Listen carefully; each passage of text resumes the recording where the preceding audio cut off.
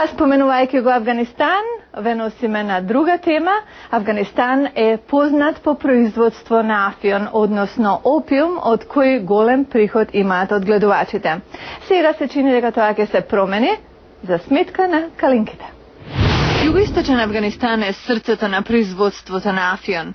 Годишно од тука излегуваат речиси сите 3,4 милиарди опиум што илегално се извезува. Но регионот е и дом на друго растение, чие производство носи исто така добри пари – калинки.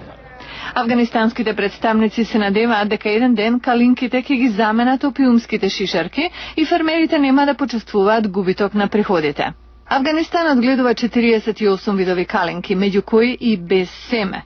Со растење на интересот за богатиот со хранливи материи сок од калинки, Соединетите Американски држави и Афганистан се обидуваат да воспостават бизнес врски. Вилијам Филмор е од компанијата Palm Wonderful. Бил поканет на меѓународен саем за калинки во Кабул да го проба локалното овошје.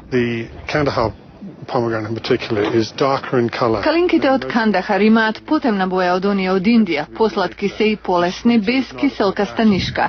Мислам дека квалитетот е одличен, вели тој. Калинките во Афганистан се превезуваат во вреки со камиони по лоши патишта. Оштетувањето на плодовите прави тие да траат кусо време.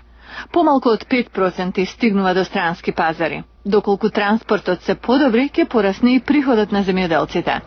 Саед Сулейман Фатими е раководител на Агенцијата за промовирање на извоз.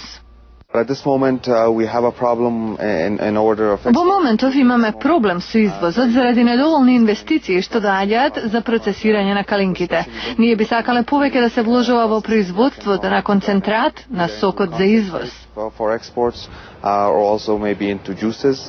До сега акцентот беше да се испраќаат најквалитетните плодови на богатите пазари, како во Дубај, например. Последниве 2 години засадени се повеќе од 2,5 милиони дрвја на калинки.